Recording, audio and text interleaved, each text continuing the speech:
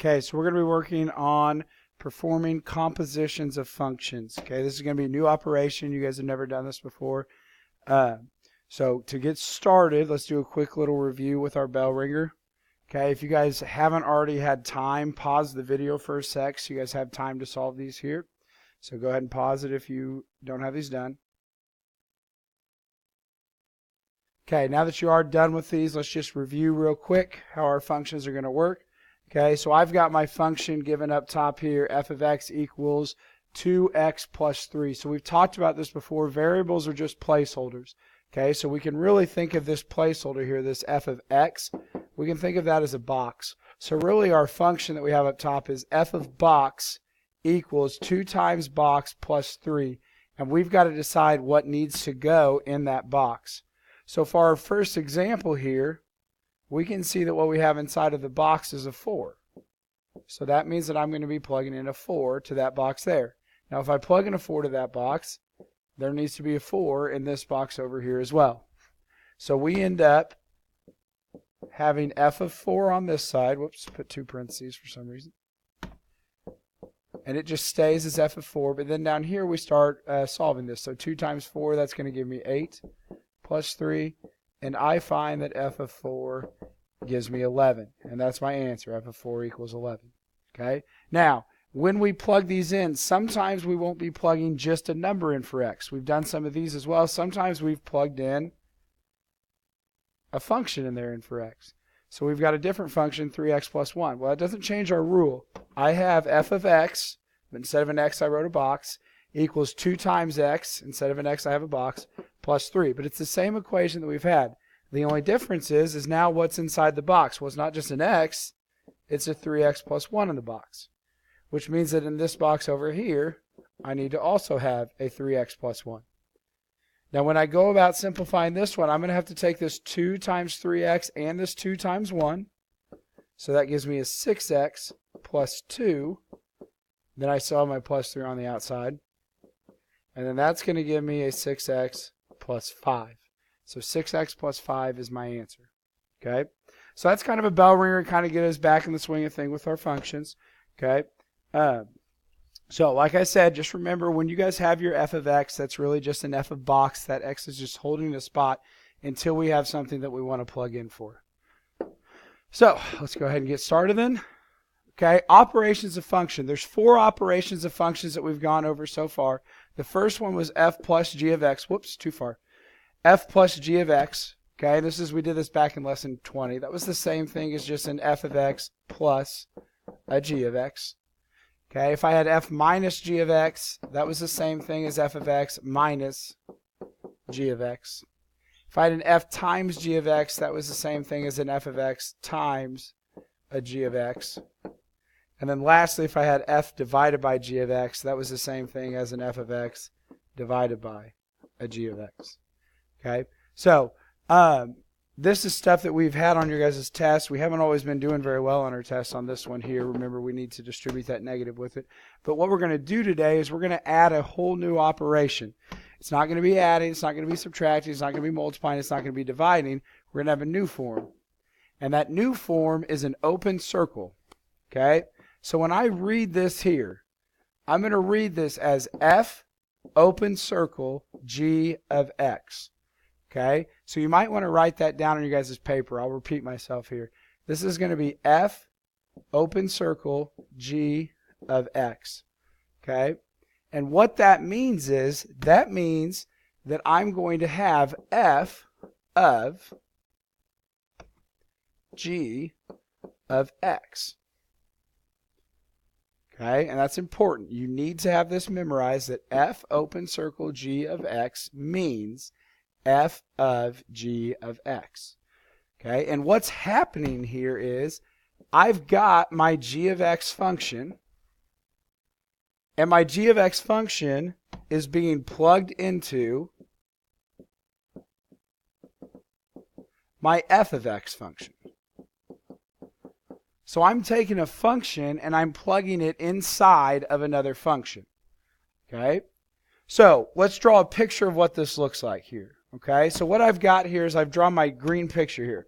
This box, this big box here, represents my f open circle g of x function. That's what that big green box represents. Okay? But what's actually happening in this function is I've got my g of x function here, and then I've got my f of x function over here. So what's occurring in this is if I've got an input value of x, when my input value goes into this, the first thing that happens is it goes into my g of x function. Okay? My x value is going to go into my g of x function. And then when it comes out of my g of x function, that's going to be its output, which the way we write our output is we usually will write that as a g of x. That's my y value. This is my output. Okay? And then once my output comes out of my g of x function, I'm going to put that output into my f of x function. So this g of x was our output, then it becomes our input for our f of x function.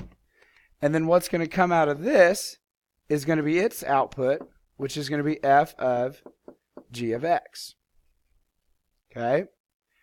And the first couple questions that we're going to deal with on this is we're going to deal with some where we're going to know the input value. We're going to know this x value, and you're going to put it into these functions. So you're going to start with this x value, you're going to put it into the first function, and then you're going to take the output that you get, and you're going to put it into your second function, and that final output is your final answer.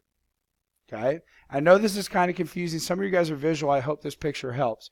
Okay, we're going to go through some examples on the next slide, but the other thing that I want to talk about right before we go is we left one example right up here open. Okay? This example is g open circle f of x. So notice that the g and the f are in different spots, and that's going to be important.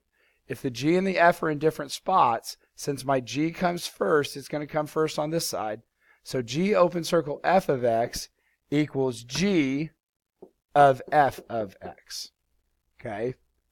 So for this one down here, my f of x is plugged into my g of x. Okay? Now, let's work through the first examples here on the next slide and see if this will help you guys to make some sense of it. Okay, so I've got two functions here. Okay, I've got g of x equals x cubed, and I've got k of x equals 3x squared plus 1. Okay? Now, remember our picture that we had on that last slide there. We've got our big function, right? And then inside of that big function, I had my two smaller functions.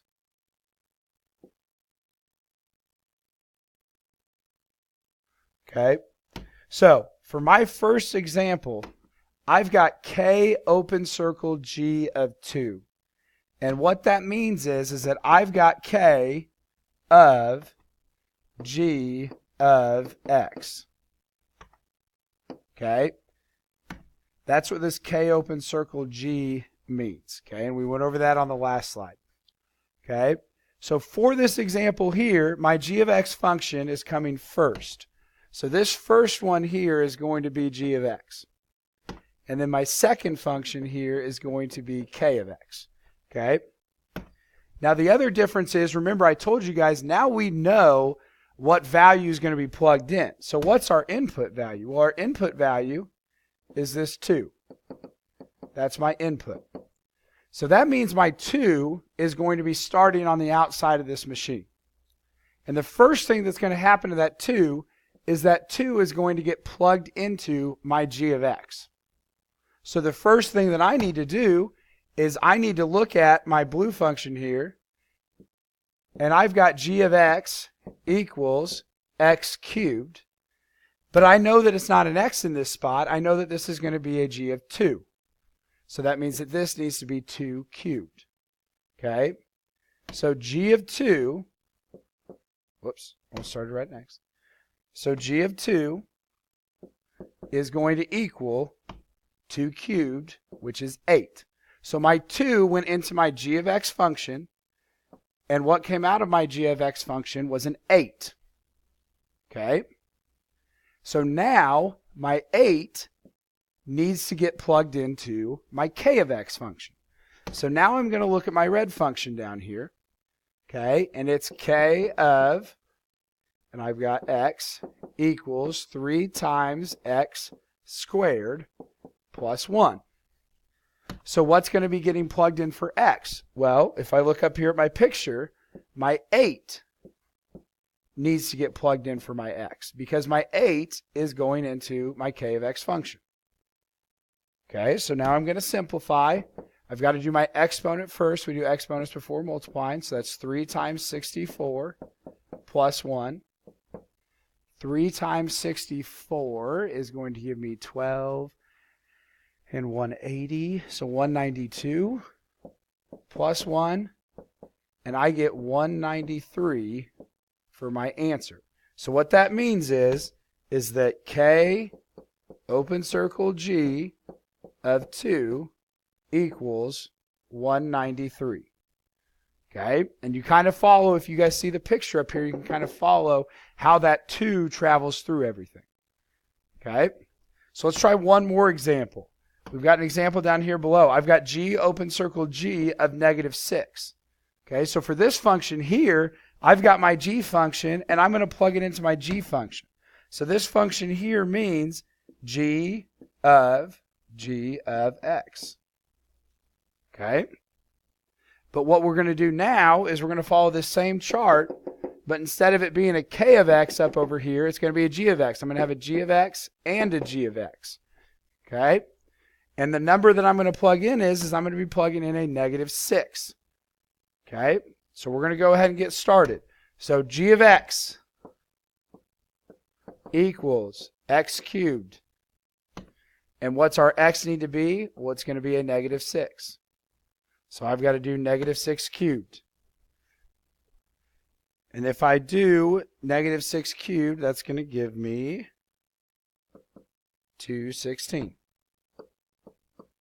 Okay? So now I plugged in my -6 to my g of x, and then I got its output. Okay? And then I'm going to take that output and I'm going to plug it into my k of x, or my g of x, I'm sorry. It's going to be my g of x. So I'm going to take that 216 and I'm plugging it back into g of x equals x cubed. But now I've got a 216 in here. It's probably going to give us a pretty big number. Not a very good choice by me. So 216 cubed gives me 10,077,696. Okay, and that means that G, open circle G, of -6 equals 10,077,696. Okay, go ahead and start the next video after this one.